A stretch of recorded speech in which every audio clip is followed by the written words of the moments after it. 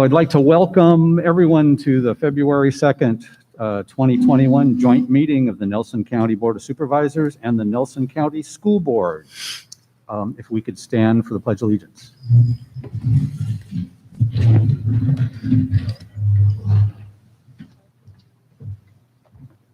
Mr. Chief.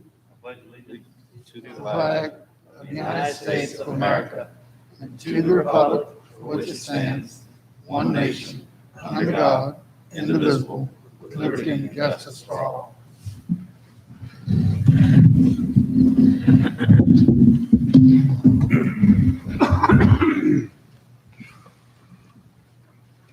So thank you, everybody, for being here.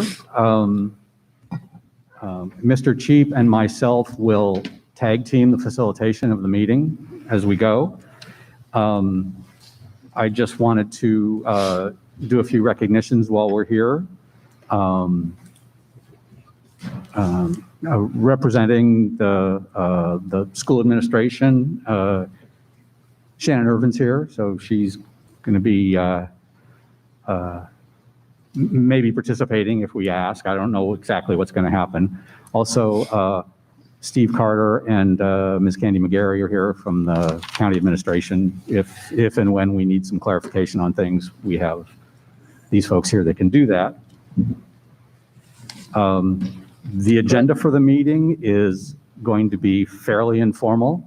We're going to try to ping pong between the two boards in terms of comments. I will recognize Board of Supervisor members, Mr. Chief, school board members. Each member of the two boards will have numerous opportunities to address whatever topics are on their mind, whatever comes up. There's whatever comes up is what we will be discussing. But some point as we wrap things up, we're going to talk about possible next steps for the boards together or the boards separately. However that comes out, those suggestions being made by the members here.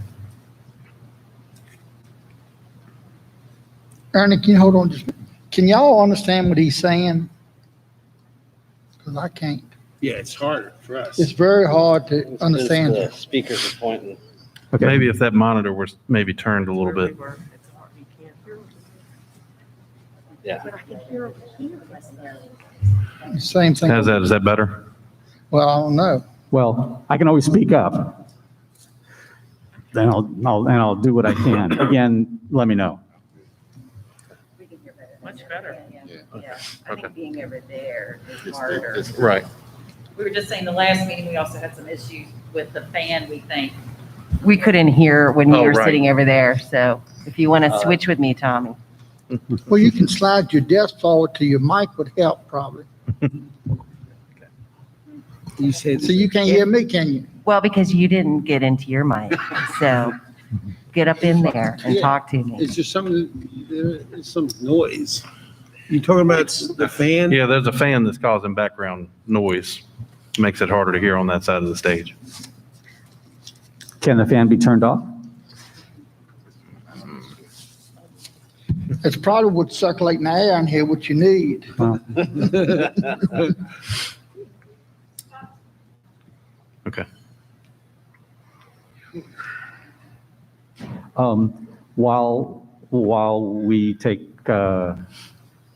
do that, I'm going to let Mr. Cheap start and give a brief announcement from the school board. Okay. Welcome, everyone. I want to thank Mr. Reed and the Board of Supervisors for helping make this possible, and our board, the school board, for coming together and meeting. We've been looking forward to this. As Mr. Reed said, this is going to be a pretty open agenda, open discussion. Everyone will have an opportunity to speak. We're going to try to limit it to somewhat of a fair time limit, so each person can speak on the topic that they choose to speak on, and then obviously, members can interact with conversation. I'd also like to thank the members of the county staff and the school board staff for coming this evening too, for backup on data. in case we should need it. Was that better to hear? Yeah, that works to cut it Made all on. the difference in the world. Yeah. Good, Okay. good.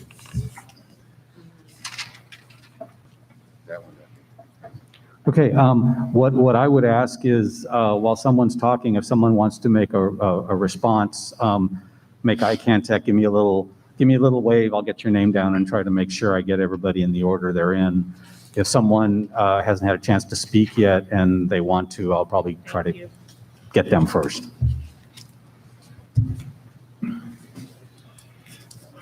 So, getting things started is always the hardest. Is anyone interested in starting out? I just like to start by saying that appreciate what the school board has done in this crisis. And it's not just the crisis of the pandemic, it's also the unintended consequences of the testing and the whole no child left behind business. And yeah, maybe we can move on beyond this. And it is possible with the resources, with the children and with the teachers and the boards that we have in Nelson County to not only have a good school system, but we can have a great school system. And I think we should aspire to that.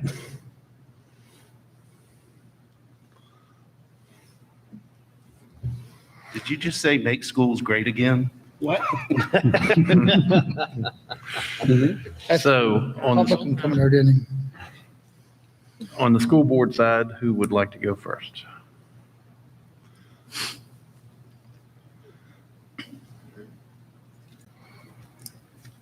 I didn't prepare anything to say.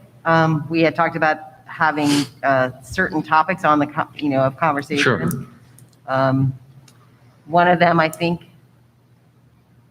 comes up first for me is, how do we go about talking to each other on a regular basis going forward? We used to do the 2x2s and that sort of thing, and I don't know how they fell off, but I think that was a pretty good, effective way of keeping the lines of communication open, which I think are super important between the two groups. And then we could address, the other considerations that we have, which are short-term and long-term planning, focusing, a lot on the capital projects that we have to keep the schools up to par. And I guess, overall strategic planning from a county perspective as well, because, one of the challenges we have is that our enrollment is declining, which, on the face of it looks like something we're doing, but possibly is something that we're all in the county doing from a lack of planning, or maybe not planning for bringing in babies, or, 6 years ago, we're suffering now, trying to make a bad joke. But anyway, just to keep those lines of communication open so that we can, try to make some plans that work for both the schools and for the county just in general. And then to respond a little bit to Mr. Barton, I think that we all are trying as hard as we possibly can to make our schools the best we can possibly have, And I think that comes from the heart, not from the wallet, a lot of the times. So, but we appreciate your support, and thank you very much for, agreeing to come and meet with us. It matters a lot. Thank you. Yeah. Mr. Parr? Yep. Well, first of all, glad to be back here. Deja vu a little bit on the stage here. But I think these meetings between the two boards, I've said it as a school board member, I say it as a board of supervisors member. These are very important for us, for our communication, for the success of the two boards. I do look forward to when we can have a little less formal meeting where we can just kind of be together and talking and having a conversation. I think that's where the real work takes place. 2x2s are great. We got started last year. We had a 2x2 in the first Yeah. 3 weeks of the year last year. And we had great intentions of doing that throughout the year. And then COVID hits, and so that kind of derailed that a little bit. I do think we're kind of getting at a point now with COVID that some of us may be more comfortable than others continuing to do that. I, for one, am willing, if anybody wants to go ahead and do it, I'm up for it. But of course, being safe and socially distanced and all that, but I think it's important. But the meetings are imperative between the two boards. And not only these meetings, but when you're driving down the road and picking up the phone and saying, hey, Shannon, tell me about this, or here's an idea, or George, what's going on, or, just having those conversations, but across the boards, I think that's important. That doesn't always have to be a formal agenda item. I think looking around this room, there's so many of us who have personal relationships in addition to this professional relationship that I think that should be easy for us to do as two boards. We're a, Mr. Barton's always talking about what makes this community great. And to me, that's one of the things that makes us great is this community that we have as board members. So I think we need to capitalize on that.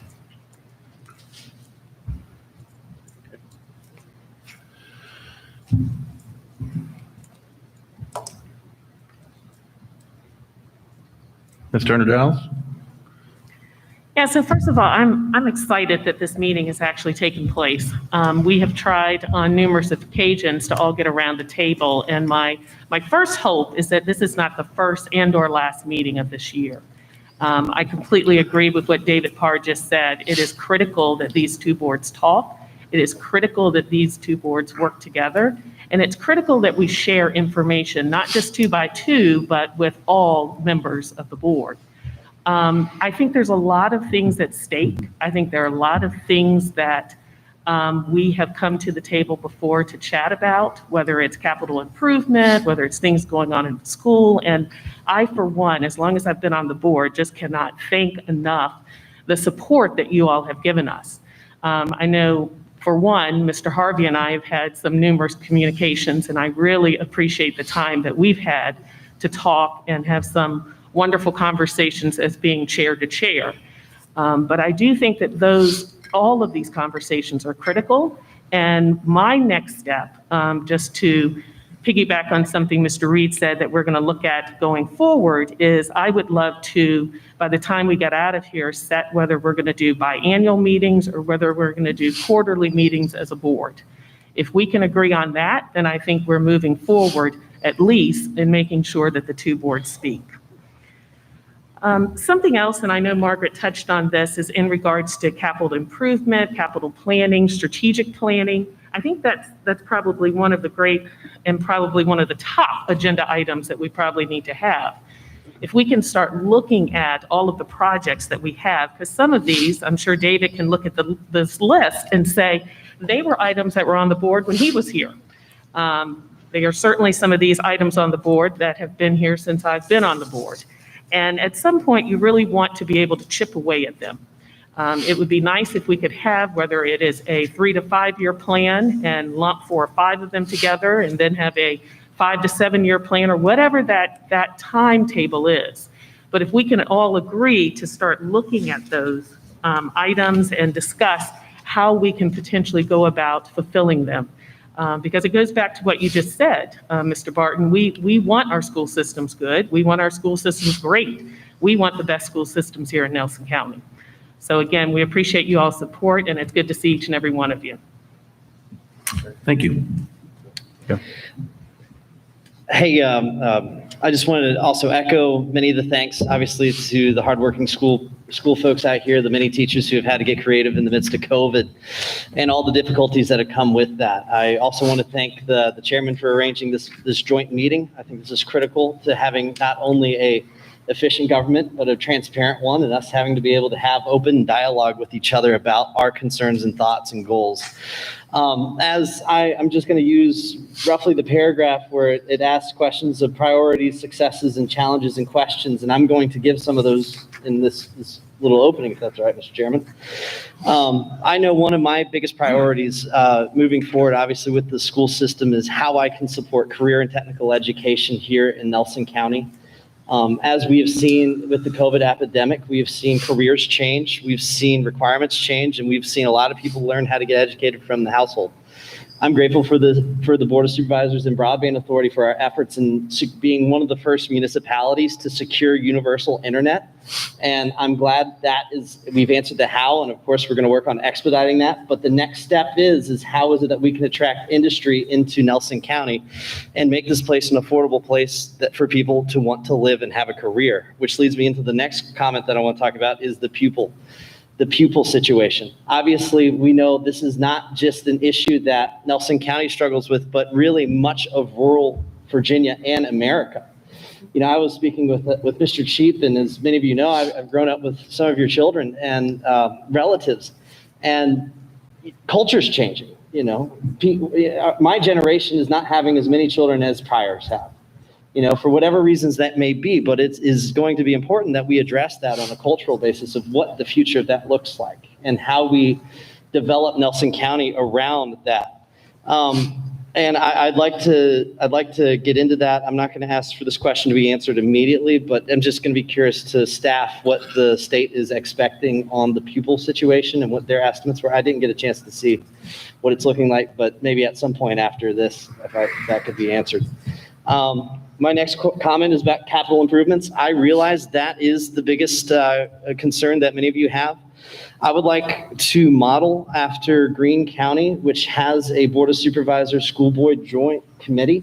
I think which would be very helpful is if you had 2 Board of Supervisors and 2 school board kind of buy in together and say, hey, these are the concerns. That way we can go into our budget session with 2 people who've kind of bought in and can either explain or prioritize and assist you all in your planning. You're right. Ms. Turner-Giles has mentioned the capital improvements plan that's existed in many of the items that have been on there since she's been here. Yeah, I've seen the same one over and over and over again, and we've answered just about none of them other than the ones that were a major concern.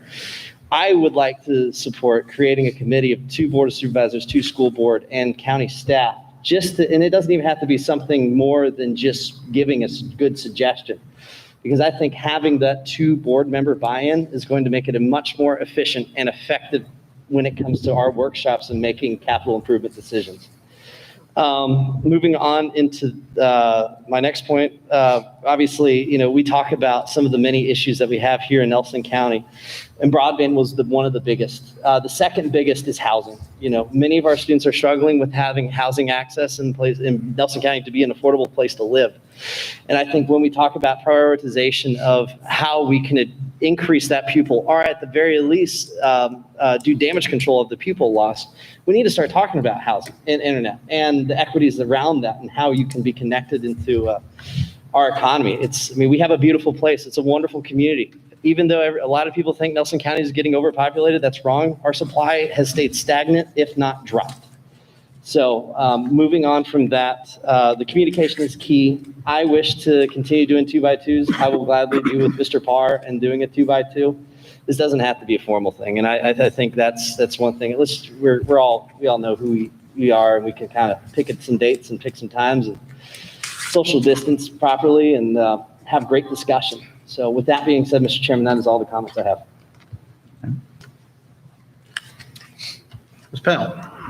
Hey, I want to thank you all for doing this. As the baby on the school board, I am appreciative to be a part of, for this group, the first joint board meeting. I think we are way more symbiotic probably than we even realize and what our goals are at the end of the day between the school board, between the Board of Supervisors.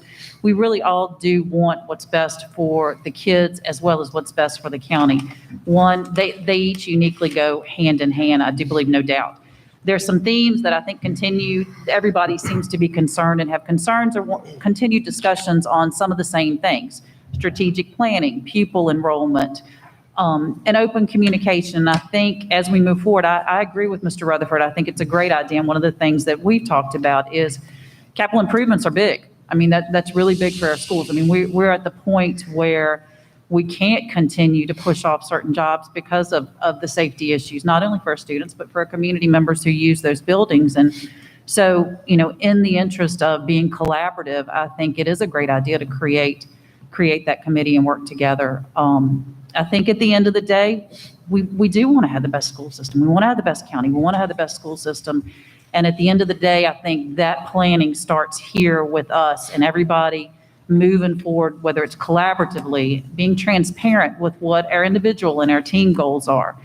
Because for us all to succeed at the end of the day, we got to be a team and we got to work together and we got to have common objectives and goals in mind. And I'm very, very thankful to be a part of this. And I thank you for taking your time to sit down and talk to us, as well as the people who put it together.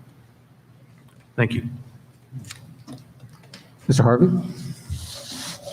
Well, I guess I'm gonna be the bad guy.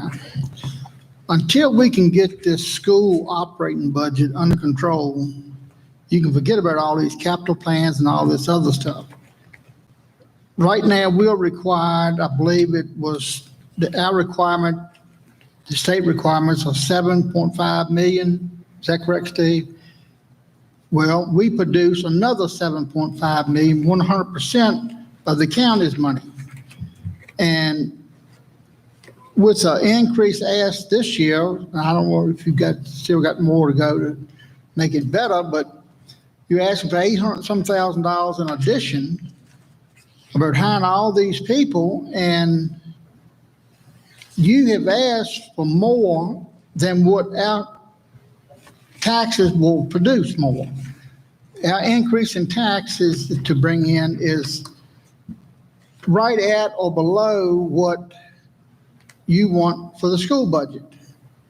Now, to me, we're wasting time talking about capitals when if you can't get the main thing under control and get where we can, the people of the county can only afford so much. I mean, not everybody's got these great jobs and, all these other things. Some of them are living off of Social Security. Some of them living off fixed incomes. I mean, they can't afford to just keep, anytime you turn around, throwing these big increases again. That's why I think we need to get down to the nuts and bolts. I think there's a lot of things we agree on, but if you don't get the budget in control, you're not going to see any of this stuff happening. I mean, that's,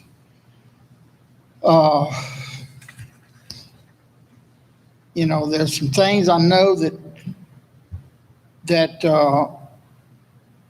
y'all are proposing. I think quite a few increased teachers this year and some of it may be paid by the state. But what we've been gathering is, yes, they're going to fund it 1 year and then it's dumped on the locals. So they're the kind of things that, that we have got to get under control. And it ain't always just throwing money at it. Mr. Perkins? Okay. Do you want to go?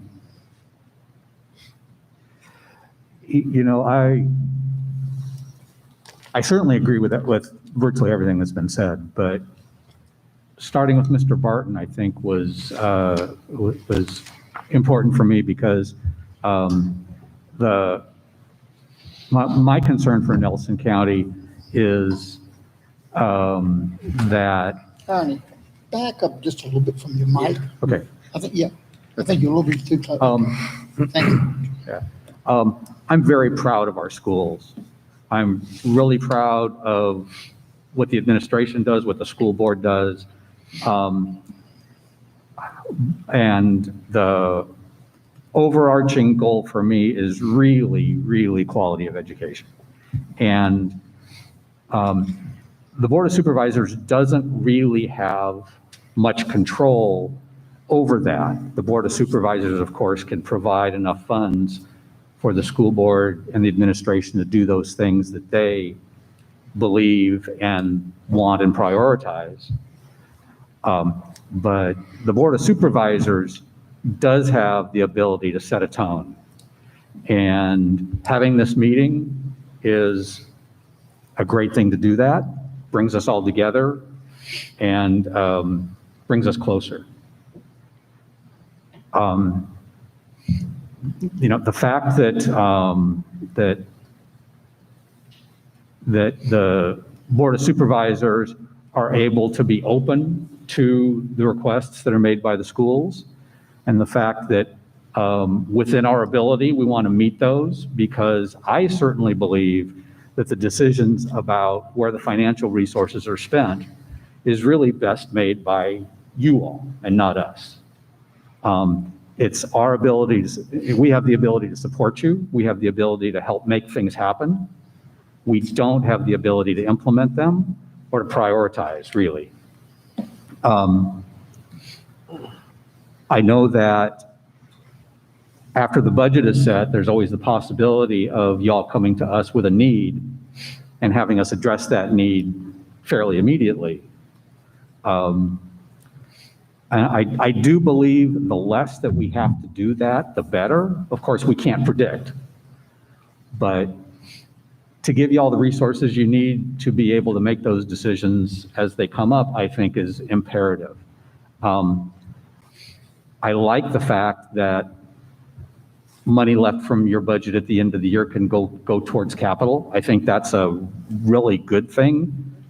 I know I'm not speaking for everybody on this, but I really do, because it gives you the opportunity to reap the benefits of how you've run things up until that time, and kind of plan for the future.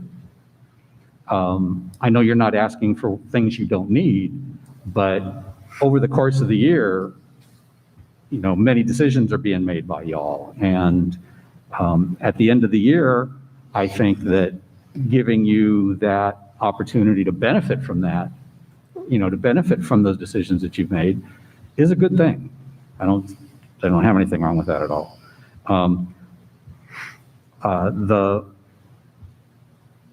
The other thing that the Board of Supervisors has the ability to do, besides setting a tone, is really communicate directly with leadership about those things that are important. And I think we're doing a good job of doing that.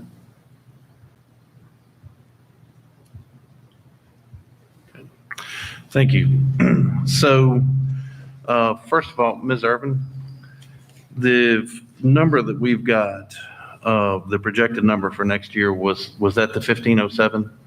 Okay, and that's the state's number? Or is that our number? That's our number. So someone was asking about that. That's what we're projecting as enrollment for next year. So I want to start by, first of all, thanking the Board of Supervisors for allowing us to roll over money into capital projects from last year. Those are going to be greatly needed projects. One of the things Mr. Rutherford talked about, CTE, and one of the things that has come to our attention is that the greenhouse at the high school is in terrible shape, because it really not much has been done to it since that wing of the school was built. And the glass in it is not even safe. So we're hopeful to use some of that money to rehab that, because that's a very viable program that serves many, many students. And it's also a safety issue.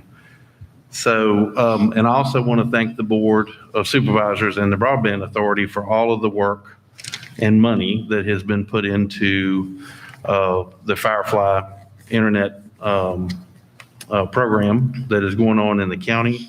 And I've said this to a couple of people. I haven't been able to verify this yet, but I think we may be the first county in the state to have wall-to-wall internet availability once this is done, which is an amazing feat. I view that as a game changer. I think that is providing internet service, universal availability of internet service to everyone in the county is tantamount to providing electricity to everyone back in the 30s.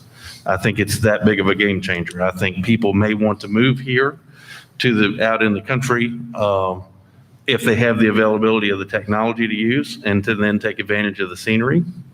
So along those lines, one of the things that, we certainly want to talk about going forward is what do you all think the population of the county will look like going forward? what should it look like in your opinion, demographically speaking, because we're obviously interested in how many school-age children there are here, and also total population, and certainly housing does go along with that. We need housing at all levels, honestly, at this point. I mean, we need affordable housing, we need middle-income housing, and we need higher-end housing, which will almost certainly require, subdivisions and things like that. So definitely out of my wheelhouse on that, but we are interested in having that discussion to find out, not to drive it, but to find out from you all where you all see us headed, because we need to be able to plan for those things. I'm very mindful of, looking at some of the reports that we have since 2007. The enrollment in the school system has dropped drastically. Also, the state's funding to the school system has dropped drastically. As of right now, state funds look like they're going to be $8.6 million. 2007, I think they were over 10 million. At the same time, Mr. Harvey, to your point, the county's contribution to the school budget has gone from a little over 10 million at that time to over 15 million at this time, or close to 15 million. I don't have the number exactly in front of me. I would point out the 7.5, you're 100% right, that's the requirement for the county, but that 7.5 million is to meet the SOQ, the standards of quality. And the only thing I would say to that, because I've had this conversation also with our people in the school system, is that no one in the state of Virginia funds at the SOQ levels. Now, everybody funds over it. It's a matter of how much over it, we need to fund, and those are discussions that we need to have. And I think those can be part of a broader discussion if we can work on a relationship where we can do both. We can work on the budget and what makes the most sense, because we don't have taxing authority, so we come to you all for the money. But at the same time, we could maybe work on with a capital improvement subcommittee from both boards. Maybe we can work on a long-term plan to fund bigger items.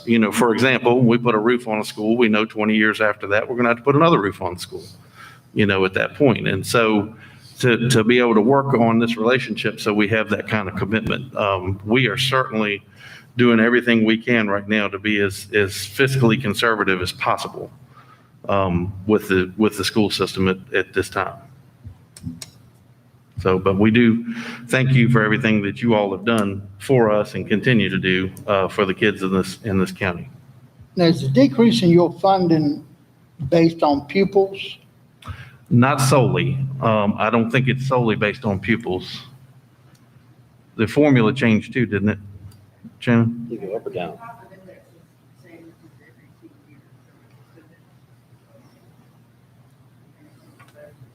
I do what she said. Can you hear that? They can't use it. Here, Shannon. So the composite index is adjusted by the state every 2 years. So it goes up and down based on the value of real property is the big driver of that formula. So that is one component. The other component is the economy. As Northern Virginia does well, it's an inverse relationship to our composite index. So if they're doing well, our composite index usually goes down. The per pupil amount, we get about $4,600, I think, per student. So that is a big driver for all of our SOQ funded positions, and they're all funded on a per pupil basis. And so, yes, that would be a big driver of the state funds. But there are also special projects and things that come through.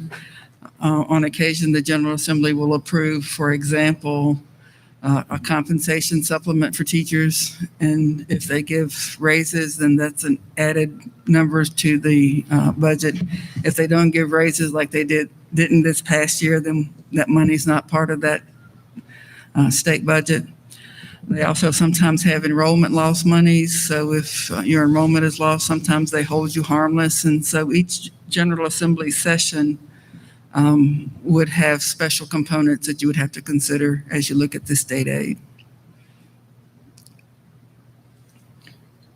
But your raises and things are based on that number that reaches out there that they say we should have in teachers, not the increase. Because they pay only for the ones that are, I don't know, what do you call Right, them? yeah, they call them SOQ funded positions. Yeah. And then the others, we end up paying the 100% salary plus the 100% raise.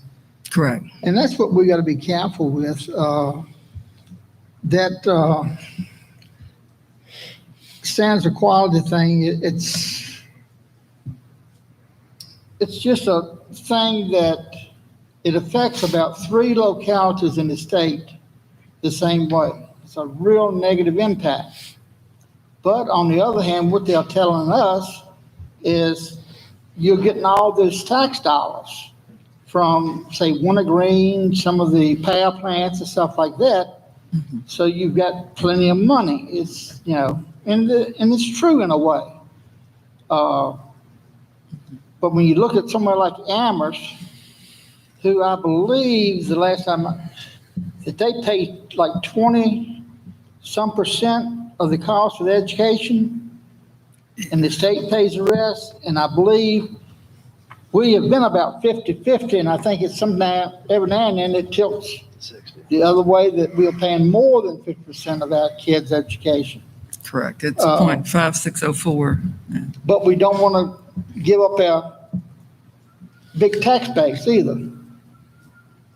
But Yeah, the state has a cap on the composite index at 0.80. So some of the wealthier jurisdictions like the Fairfaxes of the world, they're at 0.8.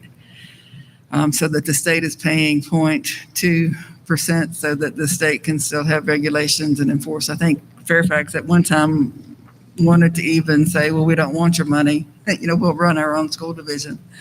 But so that top is 0.8. But I know for years, nobody could explain that composite index. Hadn't worked or anything else. And a bunch of us went to Richmond one time and sat down in a room with some gentleman, and he definitely explained to us what it was and how it was. And the thing is, when it's benefiting 98% of the school systems, well, who is going to be a fool enough to screw with it? And what we always ask for is an exception to the rule. Let us plead our case on why we don't think this is right, but don't change everybody else in the state. Just make it, you know, where we can get some kind of help, but it is yet to happen. I mean, Tommy, you were talking about composite indexes. Amherst composite index this coming year is 0.3141. Nelson's is 0.5604. So the burden really, you know, unfortunately in communities like us does fall back on the local authority to fund that difference. And, you know, as a board, that's not, we can't do anything about that. We can adjust. And you were talking about teaching positions. We've netted a loss of over 20 teaching positions since 2014. To try to right size down to our loss of student population. So, you know, as a board and as a central office, I think they're working hard to right size that. But at the end of the day, we can't control that composite index and the responsibilities that the local government will have in supplementing that. It's tough. I hear what you're saying. But on the other hand, Shannon, it's, you know, what can our taxpayers afford? I mean, that's the thing that, Yeah. we're getting more and more retired people. And that's a part of that strategic planning I think we all are really interested in is how do we, you know, as a school system, how do we draw more kids in? And from a strategic standpoint, as a community, what can we do to bring, like you're saying, to transition and have a better balance potentially between retirees and families with school-age kids? And it's way more complex and way over my head of what I can do, but it certainly impacts as a board, you know, as a school board, what we can expect in the coming days from student population.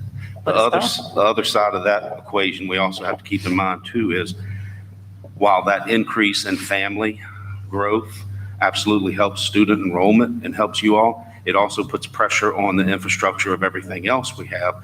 And so how do we balance that growth with getting some other tax base, whether it's small business or industry or something to help? Because if we just become heavy in residential, yeah, we're going to have a lot of kids to educate, but yeah, we're going to have a lot of kids to educate, and I know that brings in income from the state and that's a help, but it's also a burden without the other component. And that's the balance that we need to work on, and some of the things that we've talked about as a board with some opportunities we have coming up, and how to attract that, not just the residential growth, we talk about the internet and how that's going to attract families, and before it'll attract families, the first thing it's going to do is keep people from leaving, hopefully, and then also start to eventually, when people learn, attract families. But to attract them, we also have something for them to do, and we don't want them just to live here and go to Lynchburg and Charlottesville to work. We need to be able to keep them here, and we need to attract people that want to live here because of a job that's coming to the community. So it's like the spinning the plates and trying to balance everything at one time. Yeah, excuse me. I got Mr. Rutherford and then Mr. Barton when it's our turn again. Back and forth, the smaller amount of students, but the primary thing that draws parents with children is the quality of education. And it's a mixed bag because of what you stated, but the quality of education is what draws people to your community. And we have to work. All these things are true. You want to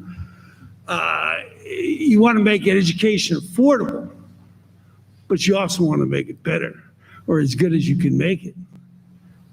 And really, I don't know if this is appropriate time to talk about this, but it really comes down to the teacher who provides the service to the student. And a lot of my ex-students are teachers in the school system. And almost all of them called me up and at one point they said, Mr. Barton, I'm having a terrible time. I'm having a terrible time. It's not working.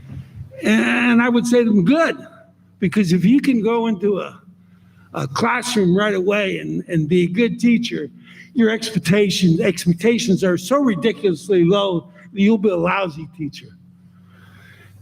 And that's, and they said, well, I don't know. And I said, well, the only thing that really matters about teaching is this. And you have to be honest with yourself. Do you like the students? Do you love the students? If you do, you'll find a way to become a good teacher.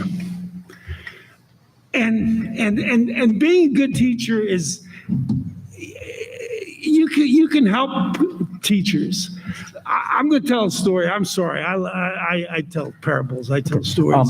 Mr. Barton, Mr. Rutherford has been patient. Okay, now go ahead. So Mr. Reed. We'll come back to you after. Mr. Reed, I know Mr. Rutherford would like to speak, but Mr. Perkins has not spoken yet.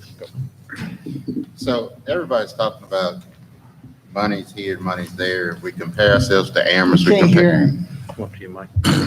We compare ourselves to Amherst. We compare ourselves to Albemarle and all of the funding that they get or don't get, that they have industry, they have business, they have subdivisions. They are doing all these things to help their infrastructure and help their tax base. I grew up here. I traveled to work. My son is the only one in my household that works in the county.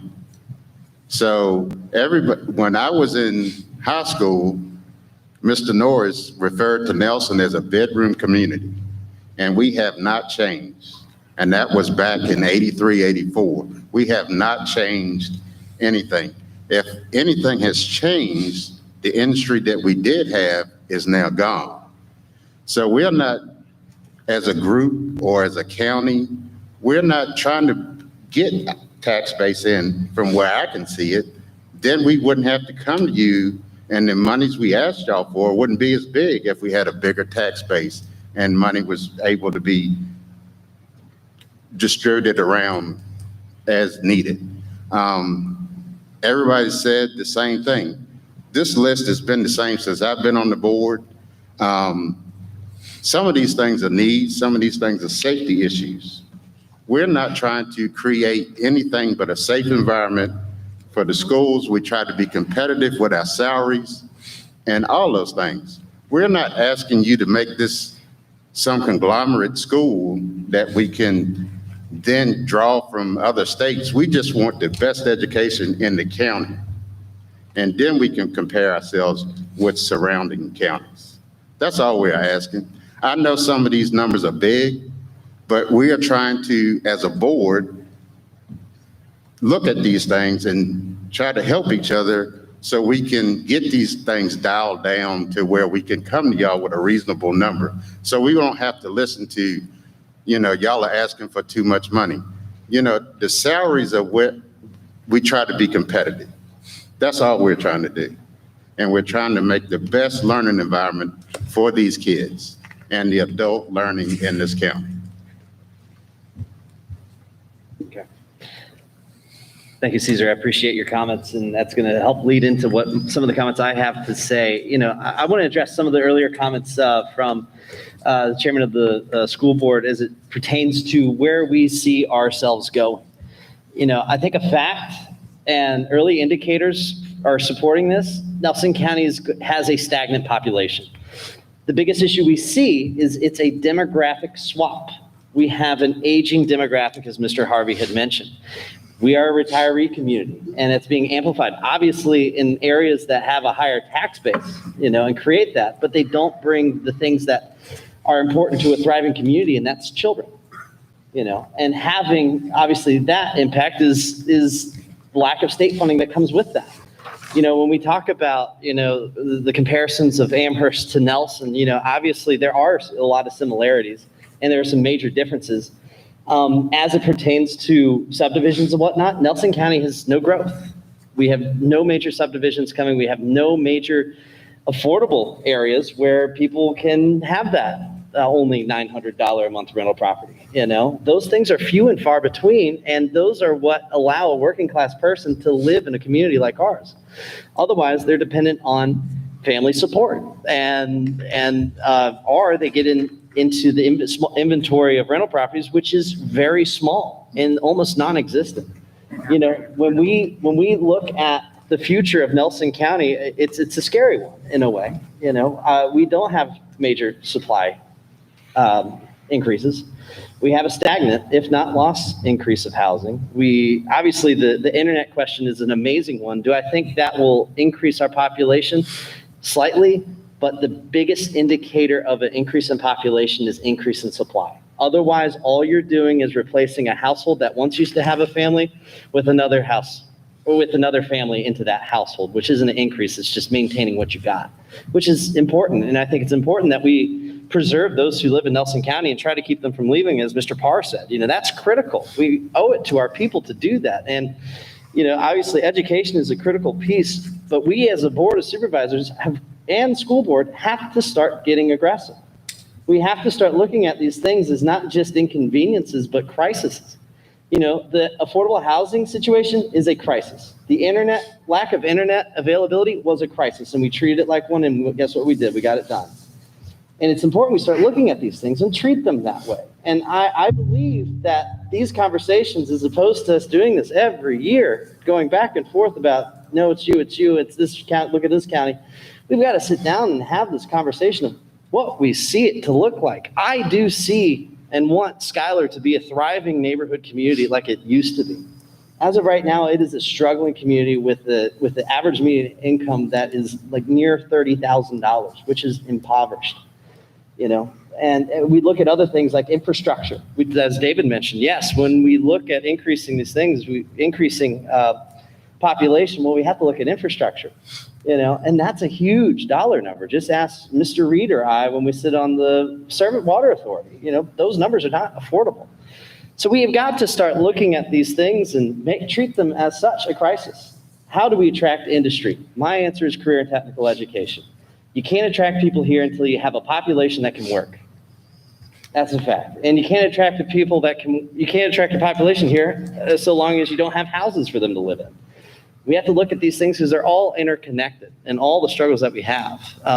And of course, a high quality education is an important thing. And I just want to say one thing that's very important, and I hope we can echo this to our state representatives. The Commonwealth has failed you, and they failed us. They've made it to where a struggling community like ours have to figure out a composite index of 0.56, a number that not many counties have to deal with, and create a war zone between the school board and the board of supervisors when they're the ones who create these mandates that are unfunded. And then all of a sudden somebody's trying to figure out who's going to foot the bill, when in fact it was them who made the rule. And that is a frustration that we've always carried. And I hope that we can continue to echo our upsetness with our representatives on that. Sorry, I couldn't pick a better word, but other than that, I think I agree with Mr. Chief. We need to start looking at these things and asking ourselves, where is Nelson County going to be, as opposed to where is Nelson County at today? I'll tell you where it's at today, and it's those things that I just mentioned. What was that? What's that? Miss what? All the things I mentioned prior. That's the struggle we're in. I totally agree. I think, it's like the dog that's biting its own tail, where do you start with a circle like that? And right here is a great place. We all want to talk to each other more. There is a planning document, I think, we're supposed to be doing every 5 years or something like that. I don't know if we've done it in a while. And, where we can get the public involved as well, because I think that voice it's important to hear. And I agree with you too, that we need to talk to Richmond about as many times as we can. I want to call them all the time. I usually talk about pipeline stuff, but we won that I'm starting on education and then housing too, because now housing is my middle name now. And so I agree with you wholeheartedly. And that I know what goes on in this county, and it's a two-sided thing. You know what I mean? We have, on 151, we've got, the service economy that seems to be thriving very well, but nobody can afford to live over there who work there. So they all live in, other regions and drive in, so then again, we don't get the benefit of their lives living here. It doesn't really help us because these people are making $10 an hour or something like that. They're struggling as well. We've been a county where people, you get 2 acres of your dad's place and you can put your house there, and that's a huge deal. And people can live on $30,000 if they don't have a mortgage. But, we got to look at where do we put people. I remember somebody told me one time that their kids had to move away to live their lives. And maybe if they were, they did it well, they could come back and retire here. Right. So, it's a, you don't want your kids to leave. You want your kids to, live and grow and have grandbabies here so you don't have to travel to see them and get COVID. So. I'd like to interject a couple of numbers, if I could, into the conversation. So Mr. Perkins had made some comments about what we were trying to do, and he was 100% right. And we have to be competitive within our region to get people. And so last year, some of us started looking at what the composite index said about the county. So if we use that as a barometer, the composite index, we have the 26th, at least last year, we had the 26th strongest composite index in the state of Virginia. So by that standard, we would want to be, at least 26th on funding. We want to be running salaries about that, but we also have to bear in mind that we have to compete with people in our region, and the 2 biggest players in our region are the city of Charlottesville and Albemarle County. That's who we have to compete with for teachers. So just a little food for thought. In Nelson, for 2020, 2021, for starting salary, we rank 8th in the state, which is great. That helps us attract new teachers. Okay, but that salary remains the same for the first 10 years, up through the end of year 9. So by the end of year 5, with 5 years experience, that moves to 14th, and with a little increase from $48,411 to $1,000 increase, we go from 14th or 8th in the beginning to when they have 10 years experience, they are at 24th, highest in the state. But then after that, it starts dropping off, okay? When you get teachers, good seasoned teachers that have 15 years experience, the ones in the Virginia retirement system that I joke that you can't get out of the system after 15 years because you've been in it too long as far as the retirement. But the salary goes up about $1,200 between year 10 and year 15 is all it goes up, and that drops us to 47th in the state. By year 20, we're 56th in the state. By year 25, we're 73rd in the state. And by the time our teachers reach retirement age with a bachelor's degree, they're 95th out of 132 school districts in the state of Virginia. So one of our goals has been to try to get everyone, all of the pay scales, around the 25th. But like most businesses, if you viewed this as a business, our salaries account for a little over 81% of our total budget. And unfortunately, the math is messy when it comes to schools. You know, if we lose 100 kids, does that mean that we lose, 3 school buses? No, not necessarily, because they don't come from places where we have just, it's not a school bus load, 3 school bus loads of kids. Okay. Same goes with losing enrollment for teachers. And to what Mr. Rutherford was saying, I think, and Tommy, when was the first big comprehensive plan done? Was it 03, 04? Something like that?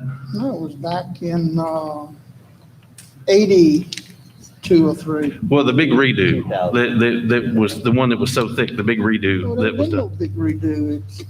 It's just something you make little minor changes to, you put it back on the shelf and nothing. No, about 15 years ago, there was one that was put out, it was about 800 pages to start with, and then it got trimmed down.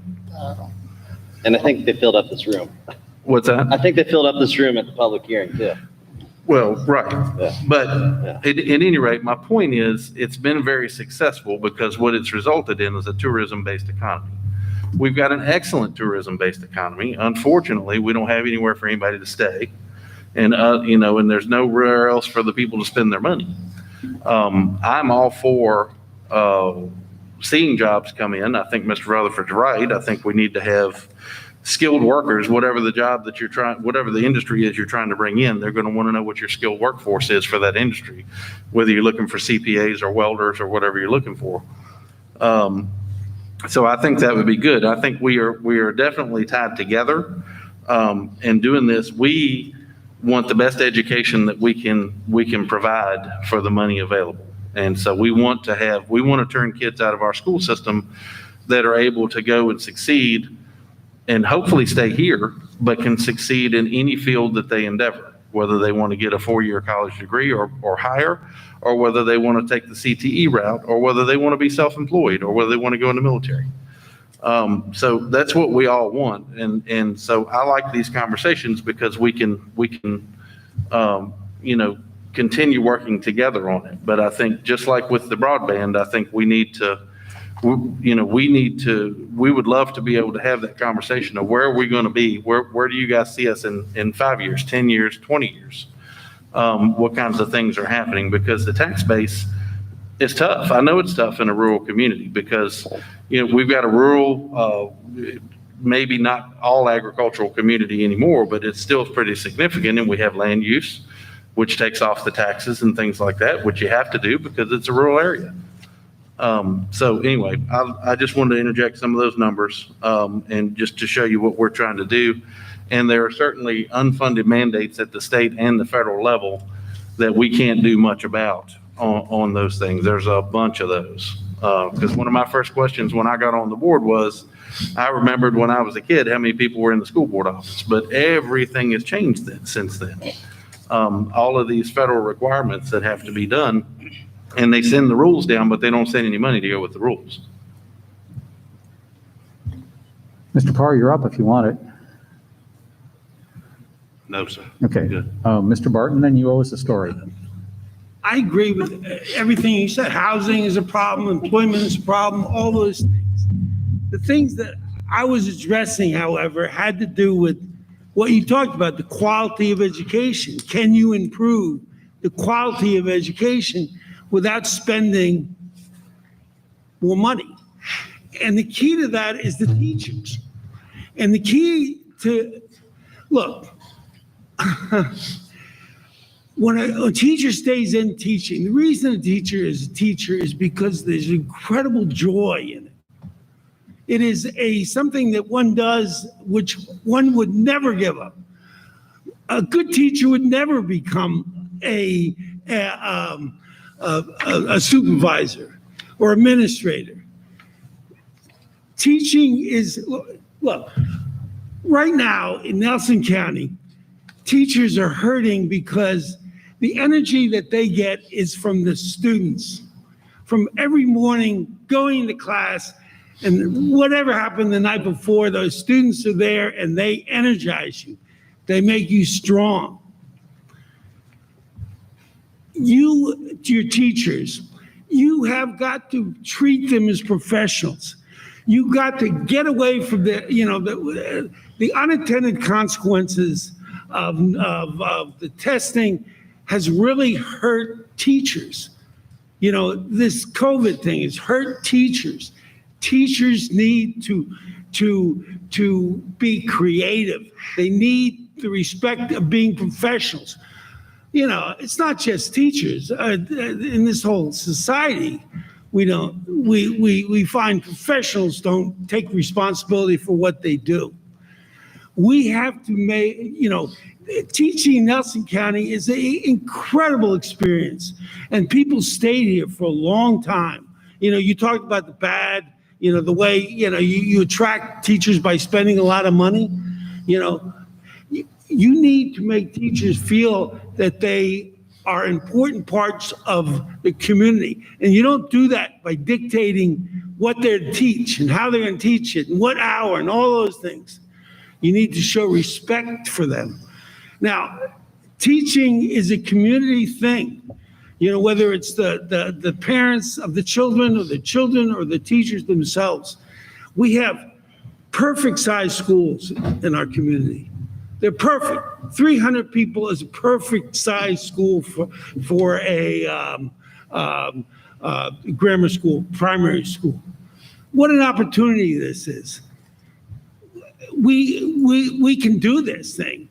And everything is connected. Good schools bring more people, and that sort of thing. That's what I want to make.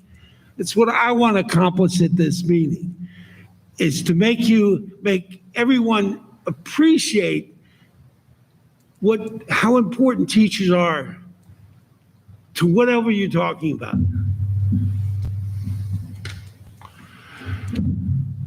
Yeah, I appreciate your comments, Skip. And one of the things I will say is we have some amazing teachers here.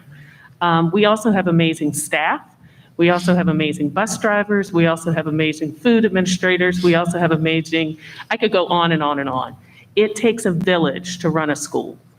And I think we have all agreed that we are here to try to do what is in the best interest of Nelson County, what is in the best interest of our students.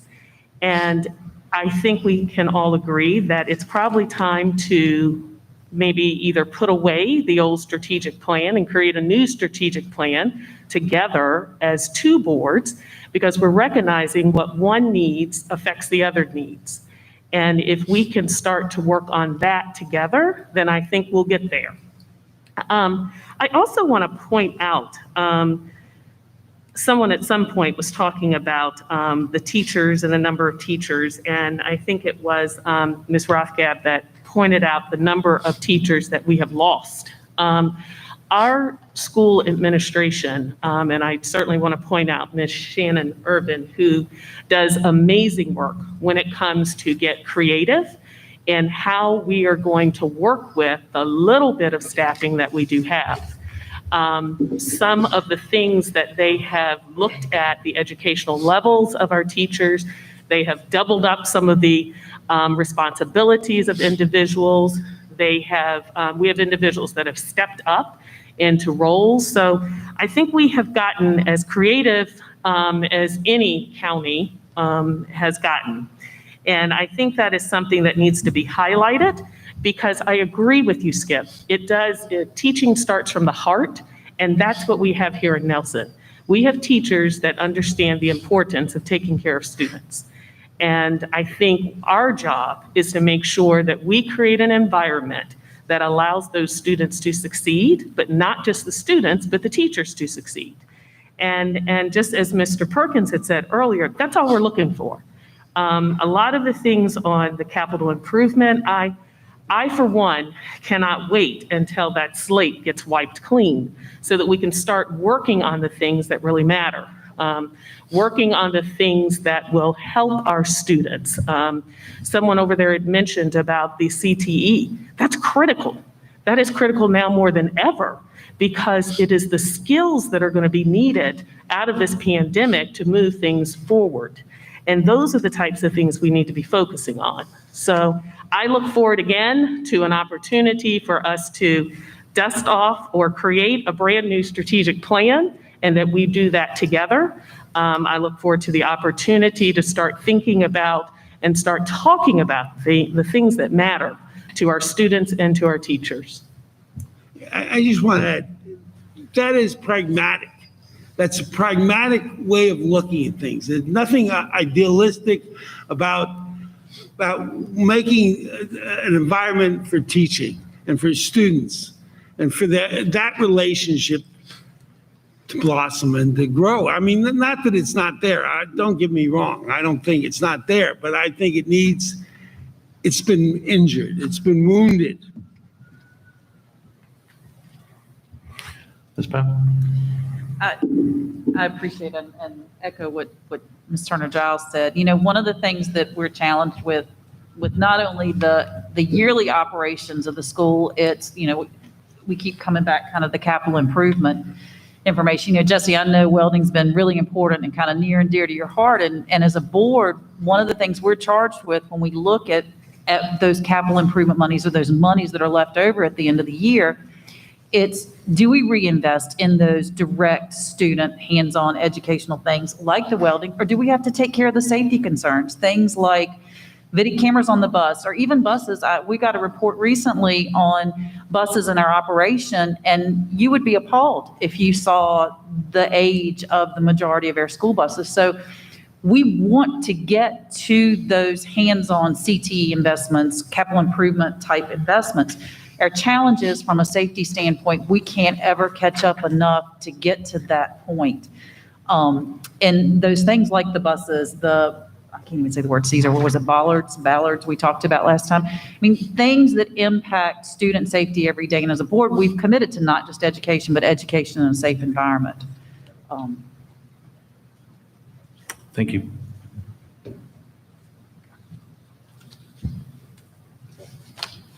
One of the things that, you know, we're talking about is the quality of education, but the other thing is we talk about a lot is the quality of life in Nelson County. And that's why we have the people that come in here, is because of the quality of life. And you're talking about doing subdivisions and all that stuff. You cannot show anywhere on paper where increasing school kids is going to be good for the county. It's going to cost you money. If the average house comes in and what we're paying per school, if they've got 2 kids, you're losing big money. So the thing of trying to bring in more kids is, I'm not saying it's not the answer, but I mean, it costs us money, especially in our situation where our composite index is so high. And, you know, and that's the one thing that helps us so much is where our biggest tax base is, they have no kids. Now, that's the reason that's so beneficiary. I think you've probably got very few kids coming out of Wintergreen that, Right. But, you know, it's a two-sided sword. If you want to do all this growth and everything, and I have never been in favor of growth because it does not pay for itself. So you just got to figure out where you want your qualities at. I mean, you want your quality of life. I mean, the Rockfish Valley's gotten so bad now, the quality of life is really hurting. I get complaints after complaints about the traffic, you can't get out on the road. We don't need any more development in Rockfish Valley. Y'all can have it anywhere you want in the county. We need to relieve some of that pressure over there and put it on 29 and some other localities to build Skylar up, build up some of these other areas that, but you've got to do things and promote things that makes people want to come here. Now, the internet is going to be a big thing because before it was only in certain places, and now, hell, it's going to be everywhere. So that's a tool that we can use that it's good for it all, where the parents can work at home and that kind of thing. But, growth is not always a positive thing. Increasing your kids in school is not so much a positive thing. When you go back and look what it costs the county and stuff per pupil to educate that child. Now, you see these people come in and say, well, I don't have any kids in school. Well, if you ever had any kids, somebody paid for that education. And that's your turn to pay back on your return. But it's not an easy answer, and growth is not the answer to it, I don't think. And I would say, I don't know that we are, as a board, pro or anti-growth, either one. We have to take our cues from you all as a board, because you all are going to set the policy within the county that's going to determine what the population is and what the demographics of that population are. We know that. I mean, we completely understand that. We would just like to have the conversation to find out, where are we headed? Are we going to continue downward trending like we are now for the next 5 years, 10 years? As a board, we have to deal with whatever comes our way. We just want to be in the conversation so we know what to expect, I guess, is what I'm saying. The things that Mr. Paul made the comment on. Young couples are not having kids anymore. I mean, and that's where you start at. So if you get more young couples, that's not going to solve your problem you got.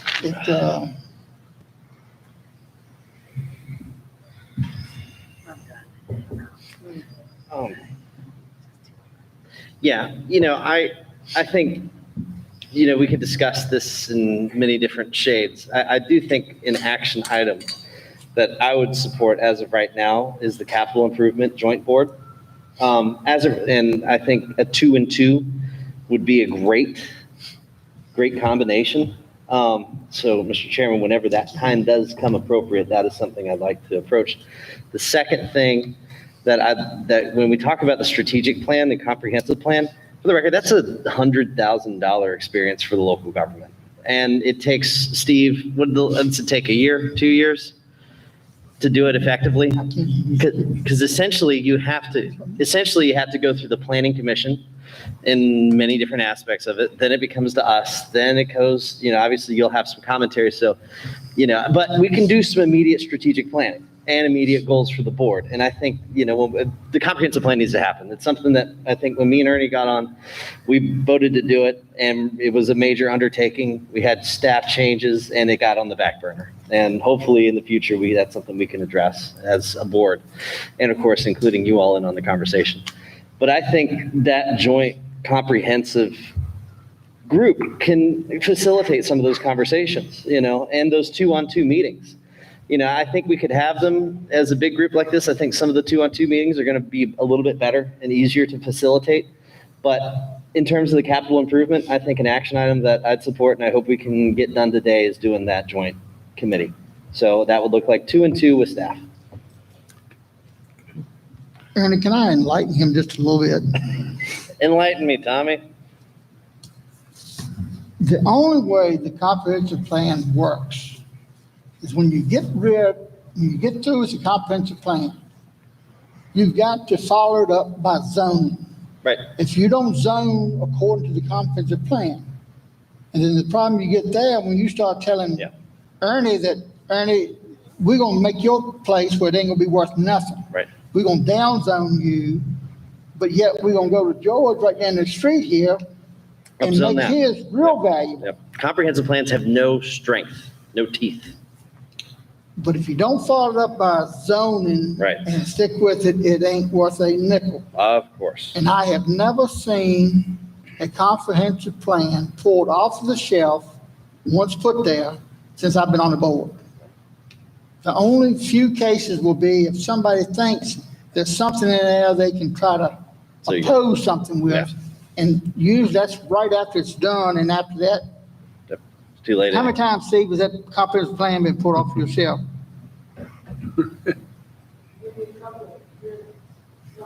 Yeah. Trials, yeah. And it's just a shame to spend that kind of money, but Yep. the state law requires you to do it every 5 years. 6 years. You're supposed to do it every 5 years, but you get an extra year, and it's very expensive. Anyone from the school board want to weigh in on any other topics? I think that we should move ahead with the CIP team, and I think we should assign people to that, right? So that it's not like floating, people should be on the committee. And the 2x2s can be, we can take turns doing that, right? Isn't that the intention? I'm kind of asking, I'm kind of telling that it's not going to be the same two people that meet every single time. Like sometimes it'll be, me and Caesar and Tommy and David Parr, and sometimes it'll be a mixture of other people. But we need to be transparent about who's meeting when, so that, nothing's going on that nobody else doesn't know about. I'm Yeah, gonna put a double negative in there. I agree. I think it's important to build the relationships, that we have that rotation on the 2x2, because 2x2 should just be an informal get together and, have a few specific business items and then just talk. I think that's important just for the relationship building and reinforcement. I like the idea of assigning for the other committee, just having two from each board assigned. I don't think that's necessarily, I don't know, y'all might not agree with this, but I think maybe the two chairs should discuss it and make your appointments as chairman from your board, appoint two people to that. You don't necessarily have to decide today, because I think that is such an important group that we don't want to just assign somebody today and they not be committed to that. I think it's something that, Ernie, you should talk to us and get feedback, and George, you should do the same and assign those people, because they're going to not float. I think that's a great idea. And maybe they should have a term, so, This Yeah. could be a yearly thing. yeah. Yeah, but, And I would also ask that you not necessarily look at somebody and think that they're very skilled in construction and therefore should be on the committee, if you know what I'm saying. One question that I would have would be timing, because I know you're dealing with your budget right now as we speak, more or less. We'll be looking at ours, within, 45, 60 days. Do we have time to put this in, to implement this sooner instead of later? I don't see how I think it's just another thing that we do on a regular basis. I don't think that we should delay it because of budget, when do we not have budget? It starts in July and it ends in June. Well, and I think I think sooner is better than later. So I think the sooner we can put that committee together and it can get together and meet, the better off everyone will be, because we'll all know what we're talking about. And truly, I think the committee is look at it from two different standpoints. The short-term immediate, let's get this thing going, and y'all meet, let's get 4 people together next week and do something for, start talking about this budget. And then also knowing that there's going to be another budget as soon as this one's closed out, working towards that long-term ongoing conversation. But let's not go into this and say, okay, well, we're in budget, let's wait till June. No, we're in budget, let's get it done next week. And same, piggybacking on something you said, George, about the topics to address, and you mentioned, basically saying, it's our role to look long-term and help you all solve your income issue and the budget issue, and I get that, that's true. We've got to look at that as a short-term and a long-term thing as well. We need to understand that right now, we got $800,000 we got to figure out. That's today. We also have 20 years from now, we've got 1507 that we've got to address, or whatever that number was, 1507. Those are two same type of conversation, $800,000 shortfall this year, student enrollment dropping a proposed 1,507 is where that's the number I'm getting at. That's a long-term picture, something we need to address long-term. How can we do something as a county to not only bring in the students that are going to cause a financial strain, the infrastructure, but what can we do to offset that, like I said earlier, with some tax base to go with it? That's a long-term goal, a long-term responsibility. Short-term, we got to address the 800,000, so we need to look at this not as just one size fits all. There's a couple of things that we all need to work together to accomplish. I'm done. Anyone else on the school board? Well, I just think, if we can, we're just two legs of the table that need, we understand that you fund more than the schools. We understand that you fund law enforcement, you fund the service authority. We understand all of those things. So, like I said before, we're not asking you to just fund us, but fund the community and grow the community so we can all grow together. That's what we're looking for. We're not trying to just sweeten our pot. We would like something done that can help the community as a whole. Tommy? The one thing we don't want to lose sight of, and I think we're going to have to change our policy on that leftover funds, because this year was a lot of funds left over. And it wasn't because we saved them. It was because we didn't spend them. And I think that's probably more than twice what that number normally is. And that's distorted by the fact that, we didn't have in school, we didn't have buses, we didn't have all of this. So we just got to keep that in mind. It's not going to be a $400,000 leftover every year. And the other thing is, you can turn in a budget with no increase. It's not against law not to do that, but and we have before. I mean, we've had years where it's been, totally level funded. And, if the county's going to be able to do anything other than just maintain exactly what we've got, then someone's got to give somewhere, because there's an $800,000 increase in the county's funds, and the school board's asking for every penny of it.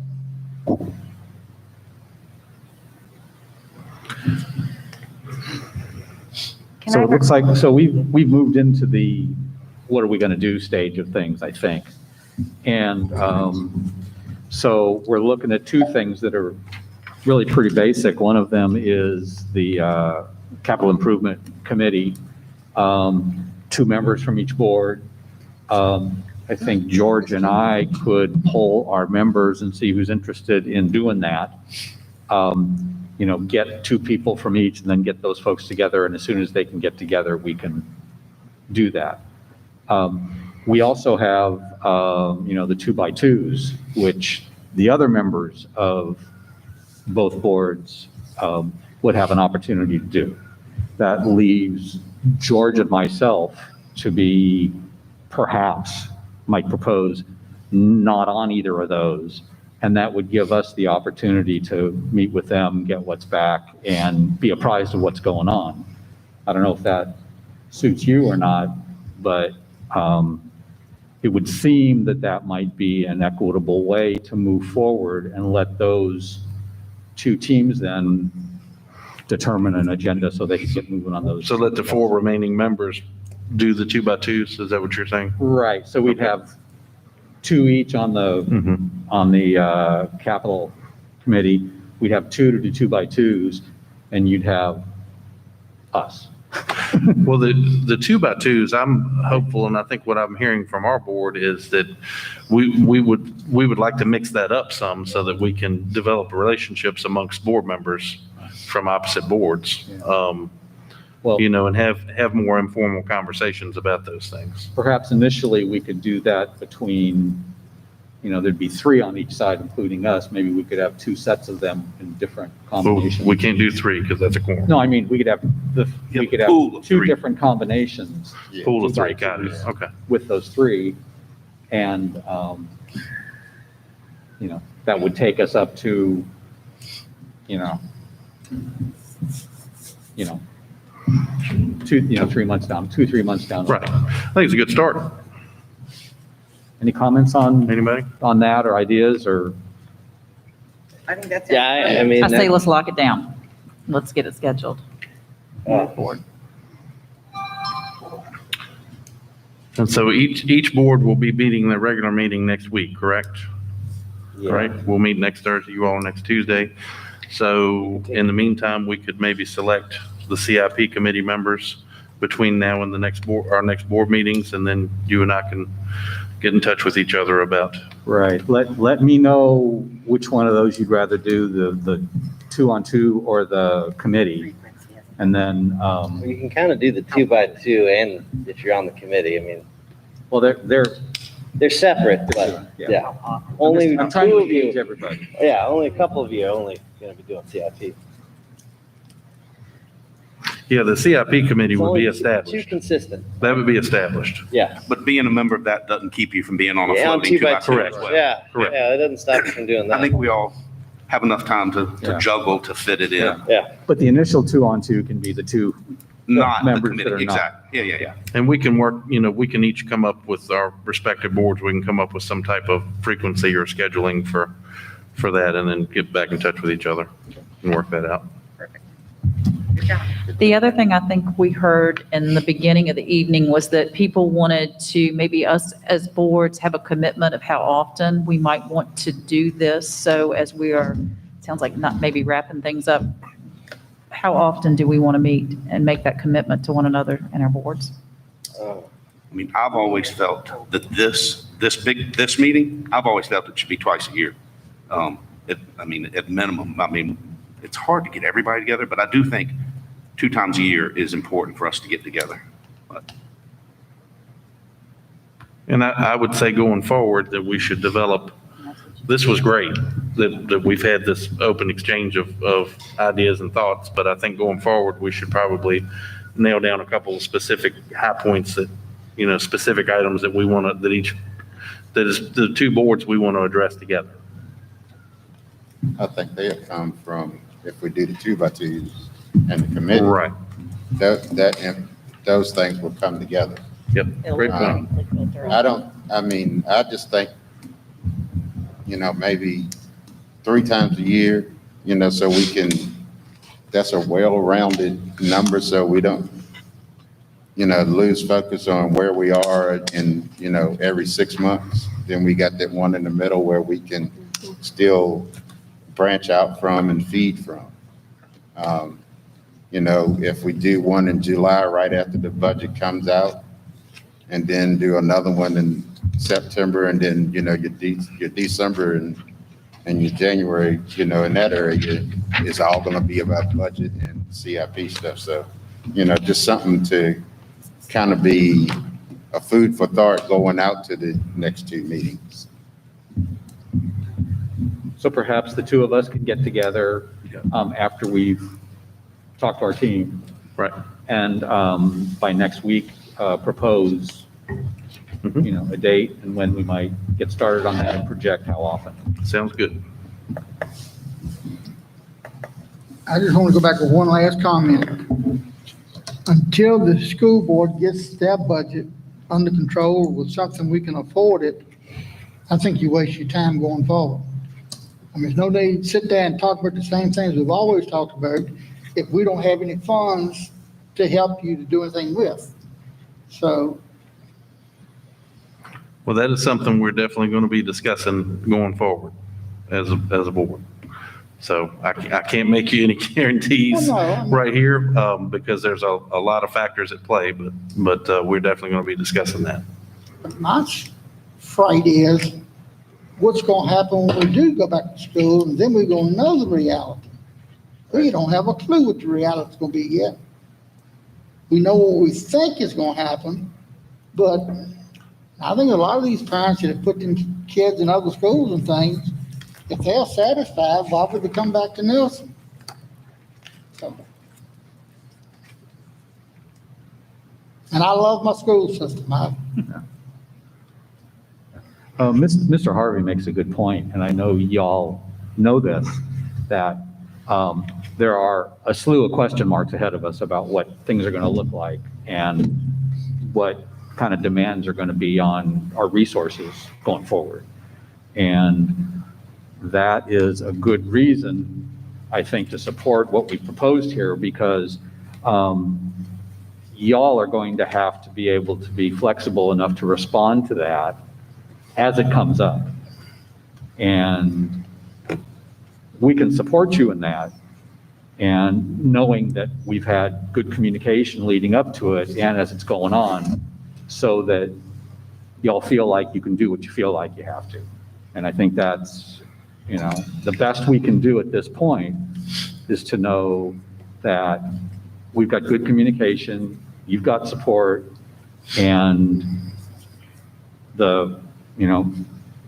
Carter, Ms. Irwin, in terms of the money, we have two of the best people in the business doing what they're doing in terms of finances. I think we've got maybe even an enviable team of people to be able to deal with what's going to be coming up, whatever it might be. But it also should be noted that the experience of going to Nelson County schools has been wonderful for so many students and continues to be. And the schools can continue to attract people because it's a wonderful place for young people to go. And you can make it better. Just attitude of the teachers to feel that there's a great joy in teaching. And there was a great joy in teaching in Nelson County. And that will not be lost if we continue to see education as being really important for all our children. That we have the attitude that all the children are capable of thinking for themselves. This is a good place we live in. Absolutely. And damn it, if we have to raise taxes, maybe we'll have to raise taxes. Oh, no. Hey, if I may just really interject, I Tommy. just said that because no one would ever say that. Tommy, you did. One of the things that you just said really highlighted to me that there are a lot of question marks for next year. And there's no doubt there are a ton of question marks, whether kids will come back, whether they won't. But at the end of the day, we know that the schools have borne the kind of the brunt, the burden, and the responsibility through this entire pandemic with the kids. And we know that when we get those kids back in school, whether it's the end of this year, whether it's the beginning of next year, whenever that is, we've got kids that are going to come back with probably a lot of compounded emotional issues, social issues. There are going to be some academic catch-ups. So whatever budget we're working on, and there's not been a budget proposed, we've had a proposed budget, but we don't have a submitted budget at this time. We're going to have to take into account a lot of work that those students are going to need from a social emotional standpoint, from a catching them up academically. And whatever we present when that presentation comes will be with that in mind, that we got a lot of work to do to help these kids get not only back to where they need to be, but back in a safe place. So I hope you all will keep that in mind when you look at the budget, I think that is the one given we have for next year in that budget, is that these kids are going to need some help. Well, the failure is not with the school system. It's not with our teachers. The failure is with the parents. If you could train the damn parents to be responsible and take an interest in their kids' education, but I think you're going to have some kids that you're going to completely lose for the whole year. I don't think there's any way you're going to bring them back now and have them successful because they don't have the background at home.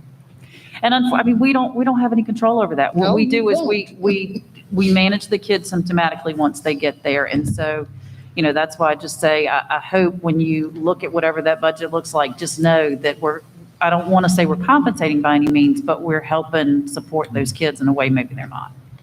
Yeah, just to echo that, we do not have control over that. But what our job is to meet people where they're at and to get them where we want them to be.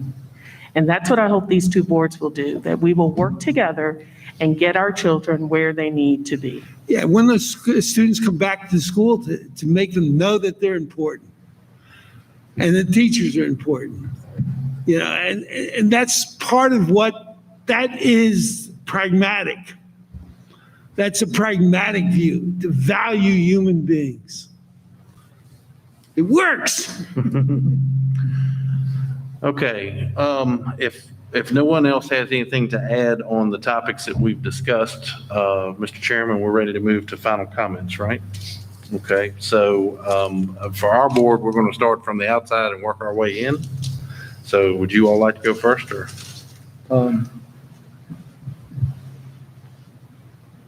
Mr. Parr, you haven't had much to say for a while. It might be. Yeah, no, this has been an awesome meeting. I mean, what a great first step.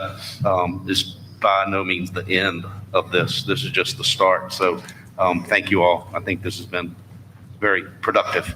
And I'll volunteer for the Capitol. Thank you. Yep. Ms. Patton. I appreciate everybody taking time. Thank you for letting me be a part of this. It's been good and informational, but most importantly, I appreciate the respect both sides showed one another in coming to the table this first time. And I look forward to what I hope will be lots of great work in the future. And unlike Mr. Parr, do not volunteer me for the capital improvement. Mr. Harvey? I think I've said enough. There's no need sitting here just trying to make everything look good, because it doesn't look good. And we've got to be able to work together. And I mean, if anybody doesn't think this board of supervisors has been very partial to this school system in the last 20, 30 years, look at what we have. So, but we're going to do what we can. Thank you. Ms. Turner-Giles. Yeah, I'm just excited that the meeting has actually taken place. I'm more excited that we just might get some dates on the calendar for future meetings. What I hope is that those dates will remain and that we do remain focused as two boards to meet together and to spend time together working on not only what our students need, but what our county needs. So I look forward to being a part of that. Thank you. You always have something to say. No, it's,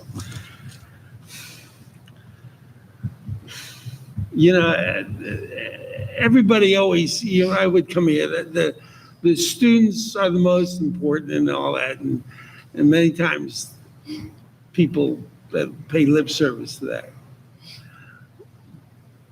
But children is really what we live for. And all of us. Whether we, it just, and we do the best we can. And just, it can be done. It can be done. Children can be inspired if they feel safe. And I'm not talking about, if they feel loved, it works. And that community, those schools can and it makes the teachers feel so good and all those things. It's whatever. Ms. Claire.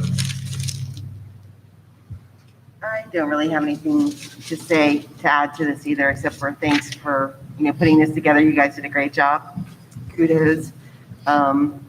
It's always great to see your charming faces. I got to watch that planning meeting on YouTube the other day as it unfolded, and I got to tell you. You can't see a smile and a frown in there.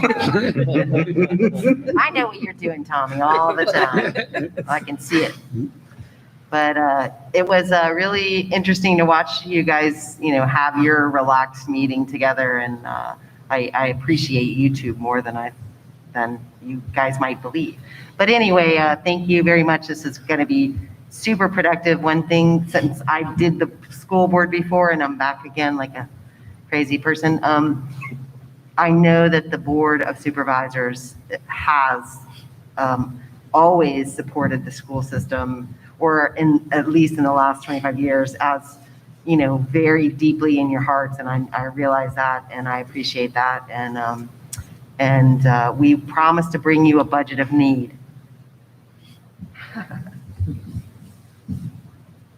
Yes. Again, to echo many of the other comments, this is a very productive meeting. I do look forward to the continued conversation, not only just in the logistics of thinking of capital improvements and the regular budgetary needs and our concerns. I look forward to a better future for Nelson County as a whole. Obviously, our children are a big piece of that, but overall, it's every single person who lives in this county that, we're interested in their future, and that this to be a very viable and healthy and safe and economical place to live. I do think we're going to make some great strides. You can add me to it if you want, Mr. Reed. But I will say I would like to have more in-depth conversations on career and technical education. And I hope that with permission from staff that I can continue those conversations with some of the staff and seeing how I can help facilitate with some of the relationships I have in the region.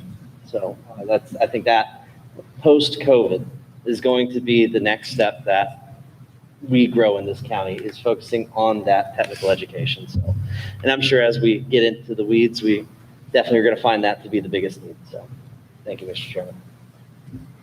Mr. Perkins. So I appreciate everybody coming out to do this. Like I said, I hope it's the first of at least a couple more meetings. I've listened to everybody, the wants, but the wants has to include diversity throughout this county. It's not just one people, it's all people. We need to work on the diversity in the schools, outside the schools, because the world is changing and we need to change with it.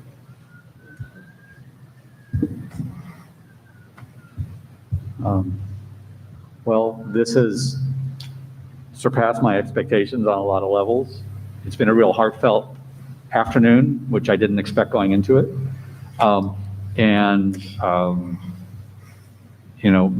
My commitment to the quality of life and the quality of education is still here for all of us. And I look forward to working with Mr. Cheap on our next steps and working with you all. So I'd like to thank Chairman Reed. I'd like to thank the members of both boards. One of the things that I love about this is not only was it a free exchange of ideas, but looking around the room, we have such a diversity of people as far as their backgrounds and what they bring to the table and their discussions and their viewpoints, whether it be experience or the job fields that people are in. And I think this is going to make for a tremendous working relationship. Very excited that we've had this meeting, very pleased with the outcome. And Mr. Harvey, to your point, there are a lot of tough decisions that are going to have to be made going forward, especially if this enrollment continues to drop the way it was. And all I can do is pledge to you that we will do everything we can to work with you all to bring the cost is, do the best we can with the cost. So again, there are so many moving parts to this, as you know, but you all have been such a friend to the schools over the years, and just as recently as when we had the problems with the track. We had a big meeting and had a lot of tough questions for a lot of people, and we did a lot of walking, and we solved the problem. Once we all of us understood it, and we all learned a lot that day. And so I look forward to it. I look forward to working with you, Mr. Reed, on our next steps. And thank you, everyone. So, motion to adjourn. Motion to adjourn. Mr. Chairman, I move that we adjourn this meeting. Second. I mean, if we adjourn our meeting. I second. All in favor? Aye. Aye. Meeting is adjourned. Quick question for Shannon and Candy. Whose document is this? The blue and green highlights? Is that Candy's or Shannon's? Yours? Thank you.